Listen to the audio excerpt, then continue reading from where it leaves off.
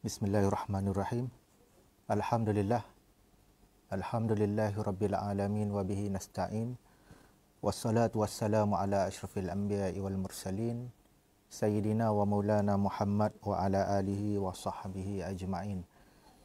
Qala rabbi shrah li sadri wa yassir li amri wahlul 'uqdatam min lisani yafqahu qawli, amma ba'd. Qala Allah Ta'ala fil Qur'anil Karim ba'da a'udzu billahi minasyaitonir rajim. Wa idza qila lahum ta'alu yastaghfir lakum rasulullahi lawaw ru'usahum wa ra'aitahum yasudduna wa hum mustakbirun. Shadaqallahul azim. Assalamualaikum warahmatullahi taala wabarakatuh. Alhamdulillah. Pertamanya marilah sama-sama kita panjatkan syukur kehadrat Allah Subhanahu wa taala kerana buat kesekian kalinya kita dapat meneruskan legasi bagi kelas ataupun kapsul Ramadan kita bagi hari yang ke berapa dah ini? 10. Kita masuki puasa hari yang ke-10 dan insya-Allah menjelang maghrib nanti kita akan masuk malam yang ke-11. Jadi pada hari ini kita menyambung kepada bicara yang semalam dimulakan oleh Al-Fadhil Ustaz Taufik. Pada cerita semalam ni banyak menyentuh tentang orang panggil figura yang tersohor yang namanya tak disebut cara jelas dalam Quran tapi ceritanya banyak. Dalam surah ni banyak menceritakan tentang figura tersebut yang mana pentafsiran ataupun perincian orangnya ada banyak dicerita dalam hadis-hadis Nabi sallallahu alaihi wasallam. Jadi sebelum kita teruskan untuk sesi kita pada tengah hari ini, marilah sama-sama kita mengambil keberkatan di bulan Ramadan ini yang mana kita nak menyahut seruan Nabi sallallahu alaihi wasallam. Siapa yang membaca Al-Quran, kata Nabi sallallahu alaihi wasallam, bagi satu hurufnya Allah Subhanahu wa taala akan menggandakan.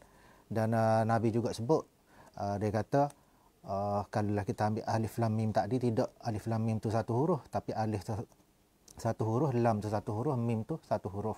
Maka setiap huruf tadi akan digandakan oleh Allah Subhanahu wa taala. Dan di bulan Ramadan ini juga Allah Subhanahu wa taala menjanjikan apa saja ibadat yang kita lakukan di bulan Ramadan ini akan digandakan suku pula. Hak beridah pahala baca Quran, tapi kalau baca di bulan Ramadan ini lagi berganda. Jadi insya-Allah kita teruskan kepada bacaan untuk ayat 5 hingga 7. A'udzu billahi minasyaitonir rajim. A'udzu billahi minasyaitonir rajim. Wa idza qila lahum ta'alu yastaghfir lakum rasulullahi lawaw ru'usahum. Wa idza qila lahum ta'alu yastaghfir lakum rasulullahi lawaw ru'usahum. Wa ra'aitahum yasudduna wa hum mustakbirun. Wa ra'aitahum yasudduna wa hum mustakbirun.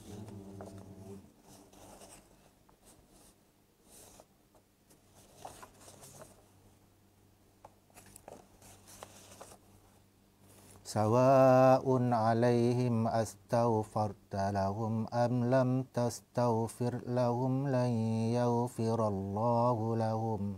Sawa'un 'alaihim astaghfarta lahum am lam tastaghfir lahum lan yaghfirallahu lahum.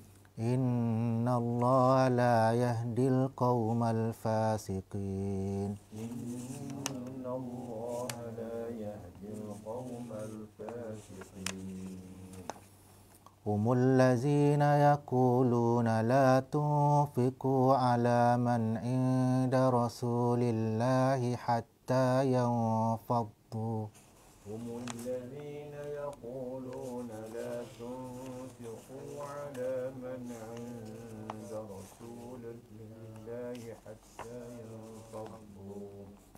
Walillahi khazainus samawati wal ardh. Walillahi khazainus samawati wal ardh. Walakinnal munafiqina la yafqahun. Walakinnal munafiqina la yafqahun. Sadaqallahul azim. Jadi alhamdulillah kita telah menyempurnakan bacaan bagi ayat bermula daripada ayat yang kelima sehingga kita tamatkan tadi pada ayat yang ketujuh. Pada pecinta asmalah, makna Ustaz Taufik ni banyak cerita tentang figura saya sebut tadi, namanya dilakarkan di dalam hadis Nabi sallallahu alaihi wasallam, iaitu Abdullah bin Ubay bin Salul. Dan Abdullah bin Ubay ni terkenal dianya sehingga surah ni banyak maknanya Allah SWT khusus menceritakan perihal golongan munafik sehingga digelar oleh kebanyakan daripada kita sebagai kalau kita sebut sebagai bapa munafik lah. Cuma bila kita cerita tentang Abdullah bin Ubay, nak tak nak kita kena menelusuri siapa dia sebenarnya Abdullah bin Ubay. Jadi di zaman Rasulullah sallallahu alaihi wasallam ni, kalau kita tengok kepada orang panggil apa dia? Latar belakang Abdullah bin Ubay ni, sebenarnya dia bukanlah orang yang jahat. Dia bukanlah orang yang teruk ataupun orang yang kita kata perangai udah. Tetapi dia ada sedikit orang panggil mula daripada perasaan yang pertamanya sehinggalah dia ni membawa kepada gelaran sebagai bapa munafik. Hanya peringkat awal ni dia kecil hati dah. Tu je poin dia. Mula dengan kecil hati. Walaupun dia ni di awalnya dia beriman kepada Nabi sallallahu alaihi wasallam. Dia juga mengaku dia ni Islam. Dia juga mengikuti orang panggil sebahagian daripada perjuangan Nabi sallallahu alaihi wasallam pada peringkat awal. Tapi oleh kerana yang pertamanya bila ada rasa kecil hati, terdetik kecil hati tadi, sebenarnya bila kita layak dan orang panggil tak ada pula orang keliling, hok support orang keliling nak orang panggil nak meredakan kecil hati dia tadi ataupun nak sabarkan dia, jadi dia akan jadi lali dengan sendiri sehinggalah dia ni orang panggil ibarat api dalam suket. Di depan Nabi sallallahu alaihi wasallam, di kalangan orang yang beriman ni dia nampak macam siapa. Depan ni puji bukan main lagi, tapi di belakang kalau kita nak sebut supaya pepatah Melayu lah. Orang panggil apa dia? Telunjuk lurus, kelingking berkait. Tak belas-belas salah, tapi di belakangnya ada pisah, tikai adalah dia. Itu adalah antara karakter orang munafik. Dan Abdullah bin Ubay ni ada peringkat awal dia ni, malah Ustaz Taufik cerita dah. Banyak insiden terutama sekali dalam perang yang diketuai oleh Nabi sallallahu alaihi wasallam. Dalam perang Uhud ni, Nabi antara perang yang Nabi ni mengalami kekalahan. Bukan setakat kalah, tapi Nabi ni cedera. Dan ketika perangnya disebut semalam, Abdullah bin Ubay ni memimpin kumpulan dia ni kali awal. Orang lain stay lagi di medan perjuangan, dia ni kali awal. Bukan setakat lari daripada medan perang, tapi balik dia mengucar. Balik dia kucar kaum dia, dia hasut sehinggalah peringkat awalnya mengalami ketegangan. Maknanya supaya kita sebut lah ni lah, bila keadaan yang tidak terkawal. Kemarin Ustaz Taufik sebut dah, walaupun setengah daripada panggil sahabat ni sebut peringkat nak bunuh gapo gitu gini dan sebagainya, tapi Nabi tidak lari sangat. Bukan bermakna Nabi ketika tu tak ada pilihan, ada. Tetapi sebagai seorang pemimpin yang agung, Nabi lebih kepada kita tengok gapo dia yang lebih utama pada ketika tu. Maknanya nak awah kita kena terus. Perjuangan kita terus. Hak mana ada rebah-rebah, hak mana ada bagi somak-somak ni, kita belah-belah. Dan sehinggalah cerita ni tidak habis gitu saja. Abdullah bin Ubay ni sewaktu hayat dia, masa dia hidup ni, dia pesan kepada anak dia. Anak dia ni nama pun sama juga, Abdullah bin Abdullah. Anak nama Abdullah, pak nama Abdullah, comel dah. Cuma kita sebut tadilah, kita ni kadang-kadang kita belum diuji, kita boleh sebut. Tapi bila kita diuji, kita belum tahu lagi akhirat kita lagu mana. Semasa hayat dia, dia pesan kepada anak dia, dia kata, kalau abah ni mati, contohlah kita guna bahasa kita dulu ni, kalau abah mati, pergi jumpa dengan Nabi sallallahu alaihi wasallam, minta jubah dia, minta pakaian yang Nabi pakai. Pakaian dia tadi ni mengguna untuk jadikan sebagai kafan. Makna dia ni berimeh sebenarnya. Dengarku kehebatan Nabi, dengarku Nabi ni boleh bagi syafaat, dengarku Nabi ni Rasul. Tetapi kerana tak adil lah, kerana penyakit hati dia tadi, mula dengan kecil tadi, dibiarkan dan sehinggalah dia ni muncul sebagai kita sebut tadi lah, bapa segala munafik. Jadi pesannya dia kepada anak dia tadi ni, supaya ambil pakaian tadi, kalau dia mati, maka kafankanlah jubah Nabi tadi pada badan dia. Dan dia minta juga, dia kata, jumpa dengan Nabi sallallahu alaihi wasallam, minta supaya Nabi ni semaya jenazah dia lah bila dia mati. Dan bila berlaku kematian tadi ni, berlakulah orang panggil argument. Dan di kalangan sahabat ni, kita ada sahabat yang orang panggil dia tidak kerah orang panggil gapi, orang panggil gedebe dalam bahasa yang kita faham tak, tapi seorang sahabat yang tegah. Dia seorang yang kita panggil lantang.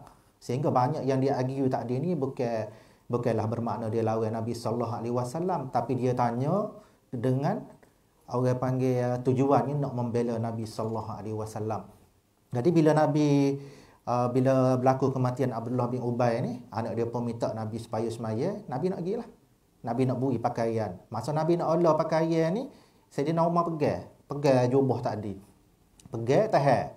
Dia kata, sungguh kau nak pergi semaya ni Rasulullah. Nak pergi semaya, tahu kan dia ni orang gini. Lepas tu dia ni kalau dalam Quran pun, kalau Tuhan larang ni. Masa tu tak ada lagi larangan, tapi Umar sebut dah. Dan kita kena ingat dalam ramai-ramai sahabat Nabi sallallahu alaihi wasallam, Umar ni antara sahabat yang kita kata bila dia buat putusan awal ni tadi, banyak yang disahkan ataupun dibenarkan oleh Al-Quran. Umar sebut dulu tapi Quran sebut kemudian. Walaupun Rasulullah sallallahu alaihi wasallam kata, Rasulullah jawab kepada Umar, dia kata sebenarnya aku ni ada pilihan, Allah bagi pilihan. Nak buat apa boleh, tak saya buat apa tak apa. Tapi Allah SWT sebut, dia kata Allah Subhanahu Wa Taala, kalau menak juga dia kata kena minta ampun untuk dia ni 70 kali. Itu ada dalam ayat yang lain disebut 70 kali. Makna Rasulullah perlu minta ampun ataupun perlu istighfar untuk siapa dia tak, Abdullah bin Ubay ni sebanyak 70 kali. Dan Nabi nak buat. Nabi kata dia nak buat dan dia nak semaya. Sebaik saja selepas dia semaya, baginda sallallahu alaihi wasallam solat jenazah, maka turunlah ayat yang berikutnya. Ayat ni memang jelas. Jelas lagu mana? Jelas melarang. Allah SWT larang supaya orang lagu ni kalau berlaku kematian dia, jangan kita salat jenazah. Dan bukan setakat tu saja, Allah SWT larang kalau boleh, bukan kalau boleh lah, bila larang ni memang kena buat. Kubur dia pun jangan kita ziarah. Cuma bila kita sebut tentang peristiwa Abdullah bin Ubay ni, janganlah pula kita relate dalam masyarakat kita lah ni. Kenapa? Rasulullah sallallahu alaihi wasallam dia direct. Ada apa-apa ceritanya Allah royak terus. Dan ada sebahagian daripada sahabat ni sewaktu hayat dia, Allah bagi dia kasyaf. Dia boleh nampak. Kalau dia duduk depan ni tengok seorang-seorang, dia boleh tahu siapa dia munafik, siapa dia tak. Tapi di kalangan kita pada hari ni tak boleh lagu tu. Kenapa? Kita juga kena meraihkan, kalau tak nampak jelas, barang dok main ya kedak tak boleh. Kenapa? Kita telah memulakan sesi kapsul Ramadan kita ni dengan tadabbur surah Al-Hujurat, dan salah satu daripada surah Al-Hujurat ni sebut secara jelas, kata Allah Subhanahu Wa Taala, ya ayyuhallazina amanu ijtanibu katsiran minaz-zann. Allah lagi, wahai orang-orang yang beriman, jauhilah kamu, jangan buat, elok daripada buat kepada kita berprasangka. Kenapa? Sebahagian besar daripada prasangka itu merupakan dosa. Wala tajassasu. Disebut juga jangan duk ngita-ngita. Kalau tidak kerja kita tak usah lagi duk ita, duk tahan telinga nak tahu belaka. Tak.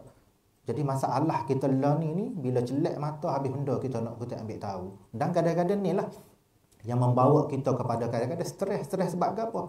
Kita duk tengok, bukan tengok saja, memikir pas rumah. Duk nyaya suami di rumah, nyaya anak bini di rumah. Kenapa? Kita tengok masalah orang, kita tengok cerita orang balik rumah, kita proses. Begitu juga dengan telinga. Kutik dengar belakang habis. Daripada bangun tidur tu sampai silap mata kutik dengar cerita orang. Bila dengar cerita orang dia proses. Sehingga kan dia hilang tumpuan. Yang kita bimbangnya kalaulah amalan-amalan wajib dia ni terabai, dan yang keduanya kalau ada tanggungjawab dia terabai, dan yang ketiganya dia hidup dalam keadaan sia-sia.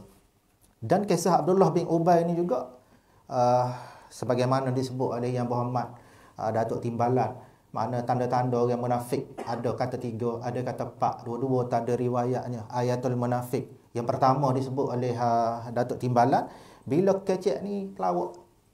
Jangan pula bila kadang-kadang orang tu terpelawak, kita pun munafik lah. Tidak lagu tu sifat. Bila kata-kata sifat ni memang dia nak sabukan mulut. Kalau ada 10 kau kecek, 12 jangan percaya. Itu munafik lah, bertegas-tegas. Dan hak lain juga disebut, apabila janji, iza wa'ada akhlafa. Bila janji ni kat janji pukul 8 tak. Mak kita kena buat surat, nak panggil dia mari ni, kalau mesyuarat pukul 8 tak boleh tulis pukul 8, kena tulis 7.30. Barulah jangkaunya pukul 8 boleh sapa atau antaranya. Jadi kalau benda ni jadi sifat, maka tu yang sebahagian daripada tanda-tanda orang munafik. Dan bila balah, bila tak puas hati, pas 10 tahun, 10 tahun, kalau selagi tak pecing, masuk 30 tahun, 40 tahun heret, sama dak. Siapa kalau dengar, sebut nama pun tak boleh, siapa tak lalu makan. Siapa nak masuk pintu depan, pejabat ada dulu, tadi pejabat lama dulu. Ada seorang ni dia bermasalah. Bila bermasalah dengan orang, pada kita ni kan, orang bermasalah dengan kita, biar kita untung, dia tak. Dia masuk pejabat penyenggeng. Kenapa tak si tengok orang depan dia tadi? Masuk nyenggeng, tubik nyenggeng, kita tengok penyanyi. Tapi kenapa? Kerana tak adalah bila penyakit hati ni, Abdullah bin Ubay ni mula dengan dia seru hati sikit dah. Tak? Belum ada Nabi ada di Madinah ni, pakat mari buat kira dengan aku, ada gapo-gapo gola, gapo mari tanya aku. Ada gapo masalah mari rujuk kat aku, tiba-tiba mari orang baru ni. Tak? Aku ni pakat dia tinggal dengan gitu je.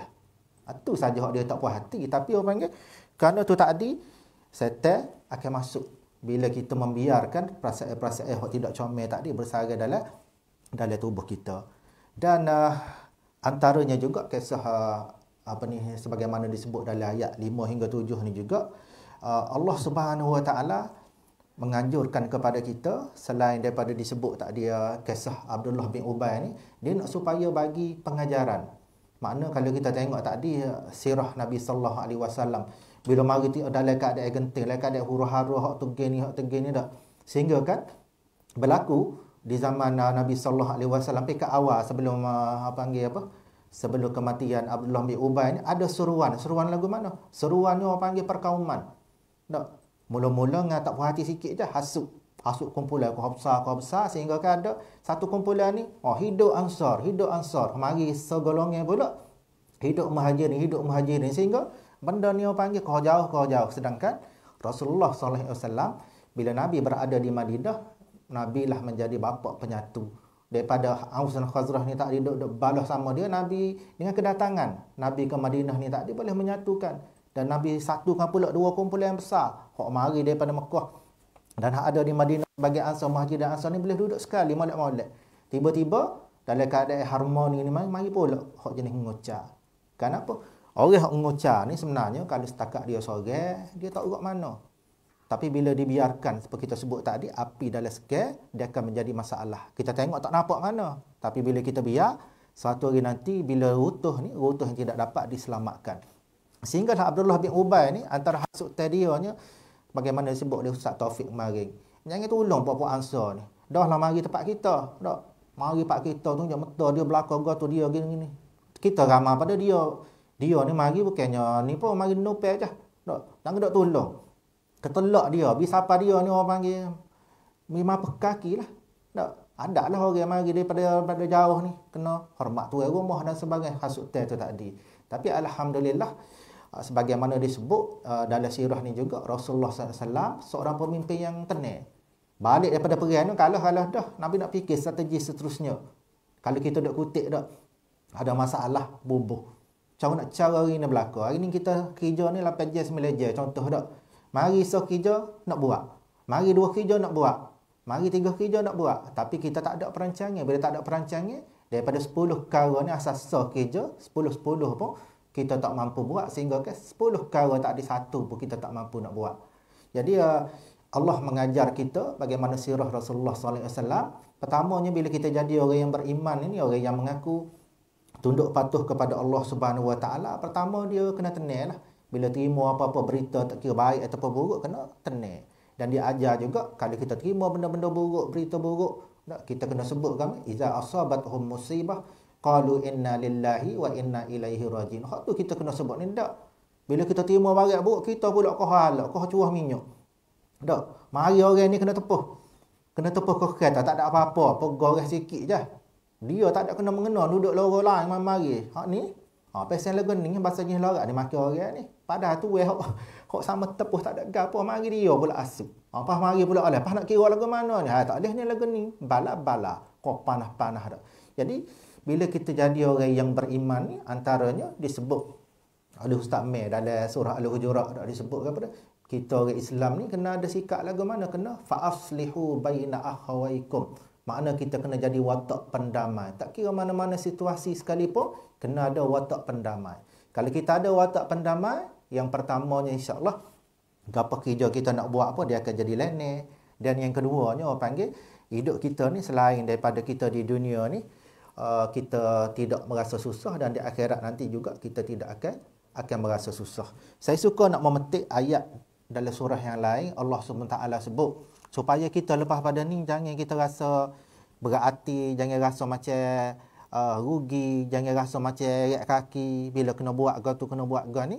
Kita petiklah, kita ambil sebagai satu azimat. Kata Allah Subhanahu wa taala, a'udzubillahi minasyaitonirrajim, in ahsantum li anfusikum wa in asatum falaha. Inilah azimat yang Allah SWT bagi motivasi kepada kita supaya kita sentiasa dalam setiap masa apa kita nak buat, kena fikir sekal biar untung kita. Tak?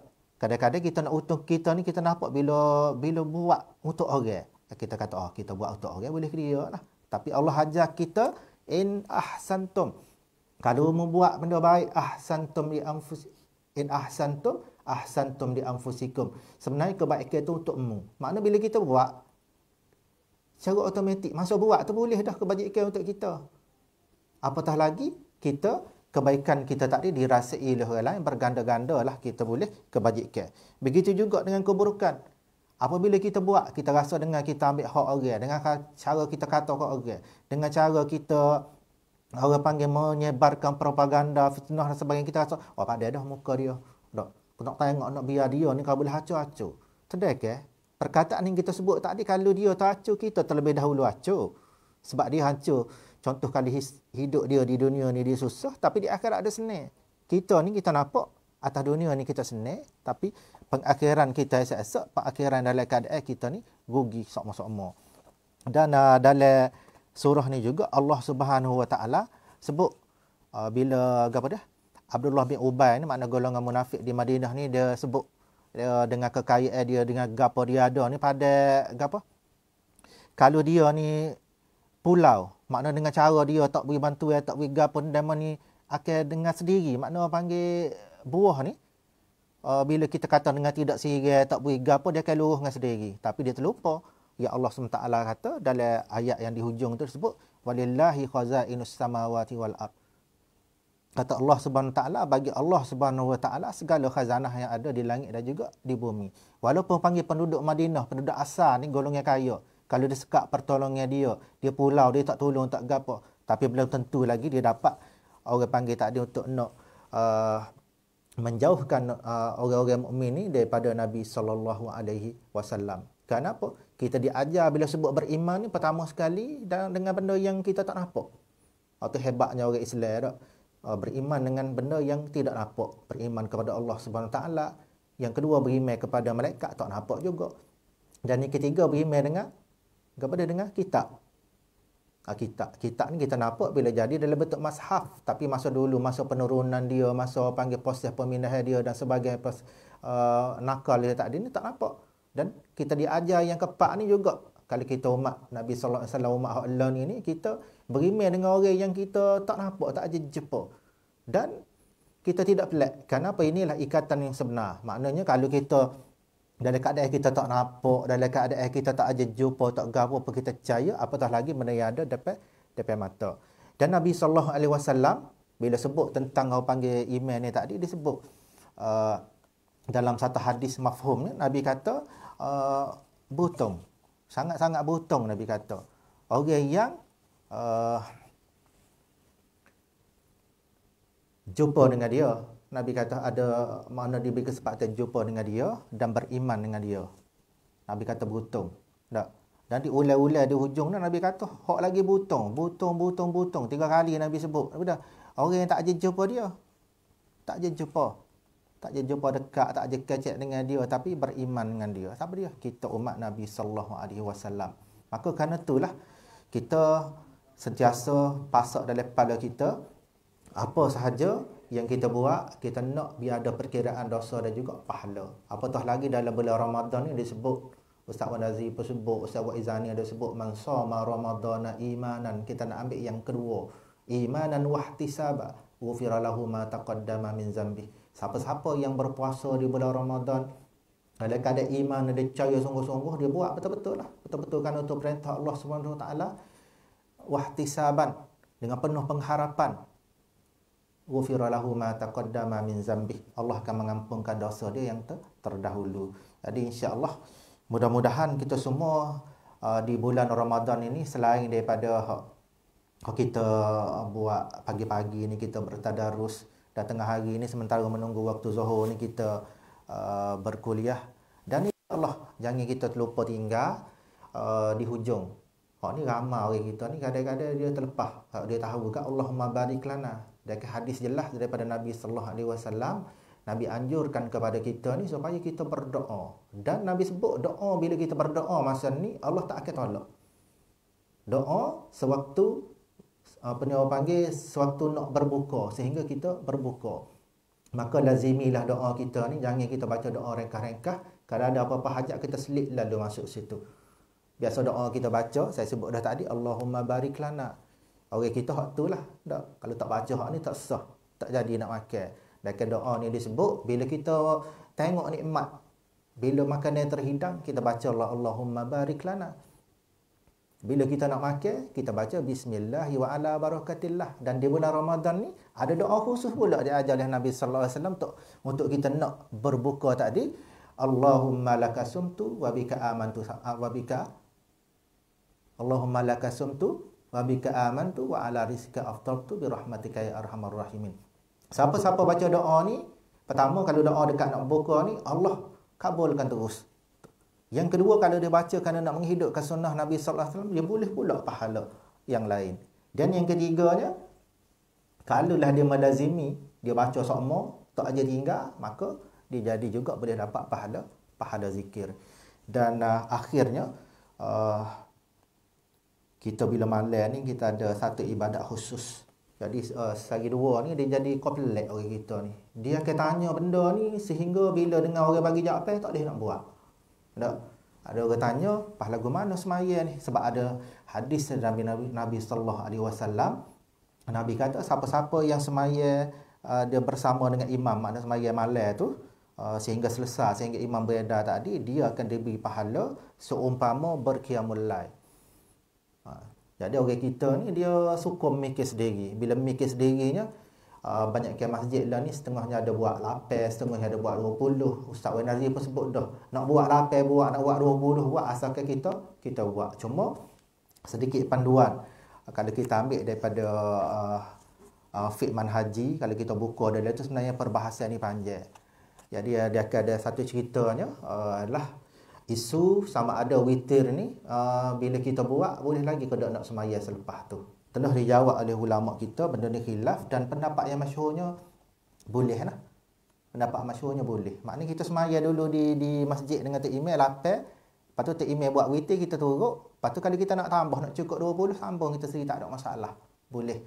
Kita boleh dah tadi tentu-tentu dah Nabi kata Allah bagi pahala seumpama qiyamul lail. Kita sambung pula nak meraihkan yang Nabi juga buat sehingga 20, tapi Nabi sambung selepas.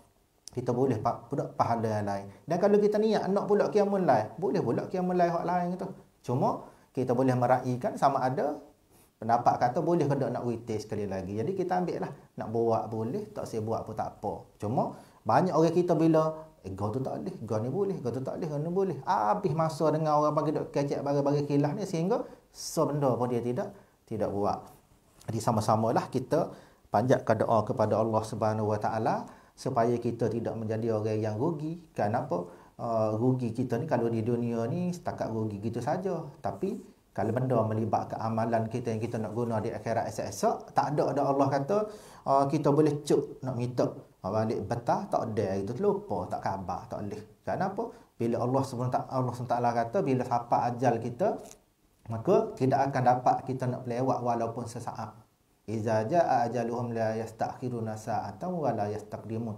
Nak lewat apa tak boleh. Kalau kita sedia sangat, kita rasa cukup dengan amal ibadat kita banyak, nak suruh cepat pun tak boleh juga. Kenapa? Ajal dan maut itu adalah hak dan juga kuasa Allah Subhanahu Wa Taala. Akhirnya jangan lupa kita baca doa supaya kita nak biar kita ni mula dengan comel. Di tengah-tengah pun comel, di ujung nanti kita nak hak lagi comel. Kenapa? Hak ujung itulah yang menjadi bukti kita sama ada kita ni berjumpa dengan Allah SWT dalam keadaan hati sejahtera atau pedek.